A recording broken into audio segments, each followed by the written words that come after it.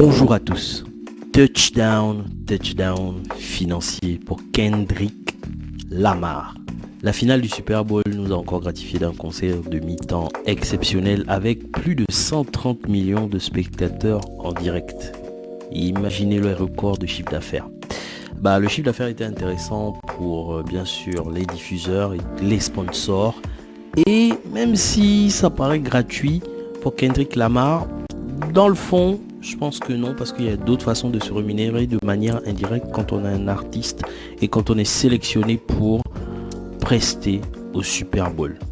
Il a fait une masterclass avec des pics sur son clash avec Drake, bien sûr. Mais c'est très intéressant d'analyser les revenus qui ont été générés autour de ce spectacle qui ne dure que la mi-temps d'un match de football américain. C'est parti. Alors, les deals pendant le Super Bowl, c'est forcément un deal gagnant.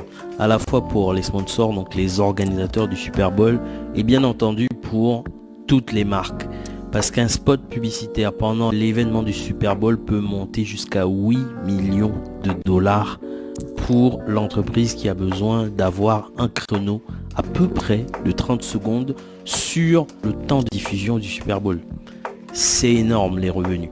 Et bien entendu, le temps est un peu réduit. Mais les entreprises intéressées ne sont pas des petites entreprises. Ce sont des grosses entreprises et qui font un énorme chiffre d'affaires. Quand vous êtes une entreprise comme Uber Eats ou Coca-Cola, vous n'allez pas faire de pub Facebook. Vous allez faire des pubs institutionnalisées ou des pubs institutionnelles. Donc avec les médias, la télévision. Et bien entendu, vu le poids que vous représentez, à un moment donné, vous casquez fort au moment de payer l'addition. Mais c'est un deal qui est gagnant parce que les créneaux, le peu de créneaux et les montants annoncés permettent à la ligue qui vend l'événement de se retrouver financièrement. Et ça permet aussi à des grosses entreprises de pouvoir se positionner sur des créneaux de pub très intéressants. Pourquoi ? Parce que le fait d'être positionné sur le Super Bowl fait en sorte que vous allez pouvoir bénéficier d'une pub gratuite dans un second temps. C'est-à-dire vous payez 8 millions de dollars pour les 30 secondes de diffusion. Déjà, il y a plus de 130 millions de personnes qui regardent l'événement. Donc ça fait déjà un bon nombre de personnes qui regardent l'événement. Mais en plus de ça, par la suite, donc toute la stratégie des réseaux sociaux, les communications vont forcément envahir le net. Et bien entendu, si vous faites partie de la fête en tant que marque, vous en profitez de manière indirecte pour faire de la publicité. Donc les 8 millions des 30 secondes, c'est pas si cher payé que ça au final. Alors, les diffuseurs télé eux aussi font partie de la fête, bien entendu, parce que ils vont pouvoir racheter des droits d'image à la diffusion. Ce qui fait en sorte que pour regarder le Super Bowl, vous êtes un peu obligé de passer par eux de manière directe ou de manière indirecte. De manière directe sur les canaux principaux des diffuseurs télévision comme Fox News et compagnie, mais de manière aussi indirecte parce que vu qu'ils ont acquis les droits, ils peuvent les revendre dans une certaine mesure, notamment via les plateformes de streaming. Donc ça permet déjà aux diffuseurs de pouvoir avancer de l'argent et récupérer de l'argent via le système des audiences parce que les diffuseurs se rémunèrent en fonction des audiences. Moins ils ont des audiences, moins ils ont de revenus dans leur poche. Mais ils ont aussi une autre bouée de secours qui leur permet de revendre dans une certaine mesure les droits d'image aux événements qu'ils ont pu acquérir via le Super Bowl. Et c'est comme ça que nos amis diffuseurs, bien entendu, arrivent à se retrouver avec des revenus exceptionnels liés au Super Bowl. Pour les artistes, la finale du Super Bowl n'est pas rémunérée de manière directe, mais plutôt de manière indirecte.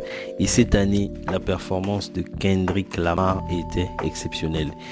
Il ne pouvait pas rater une occasion devant plus de 130 millions de personnes d'envoyer un pétard dans l'angle mort à Drake.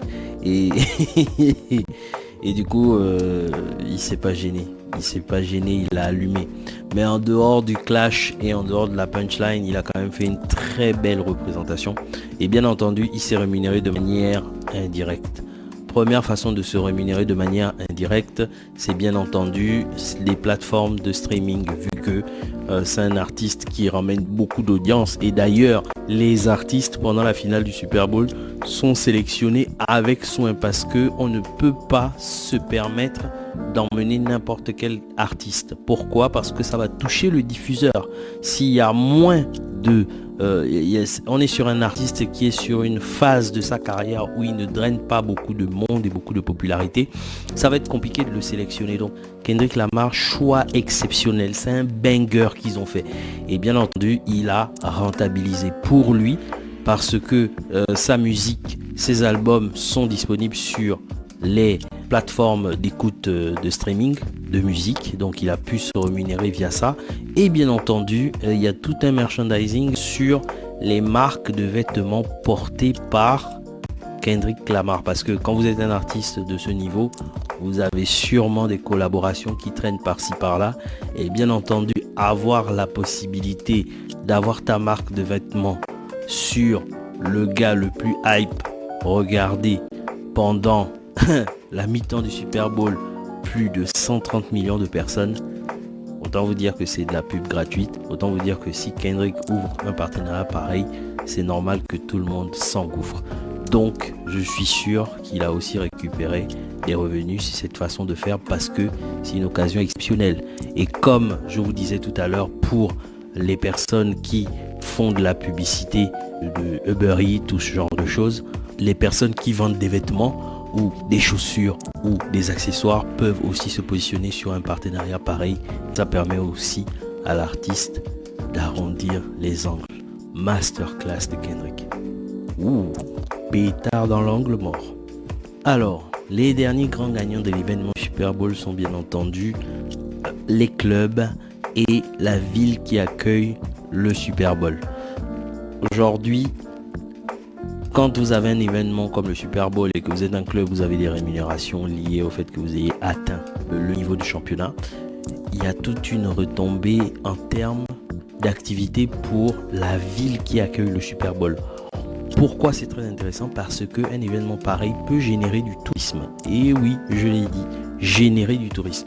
Parce qu'il y a beaucoup de personnes qui se font des vacances aux États-Unis, en général dans les villes où le Super Bowl va avoir lieu, pour profiter de leurs vacances, pour participer à la finale du Super Bowl, parce que c'est un très grand spectacle et c'est quelque chose qui peut vous intéresser quand vous êtes en vacances. Vous avez envie de découvrir la culture américaine et vous avez envie de découvrir aussi cet événement qui fait des records d'audience depuis des années. Et franchement, le jeu en vaut le détour. Et du coup, les villes ont aussi pu récupérer des revenus dans le cadre de cet événement. Donc, comme on dit, c'est un événement qui rassemble tout le monde et qui permet à tout le monde de se retrouver. Et là, je vous avoue que la ville aussi a pris ses sous. Et quand je parle de la ville, je parle des commerçants, je parle des personnes qui ont de l'immobilier, je parle de tout le tissu économique au fait de la ville qui accueille le Super Bowl. C'est un banger pour tout le monde au fait. Que dire de plus? Je m'arrête là.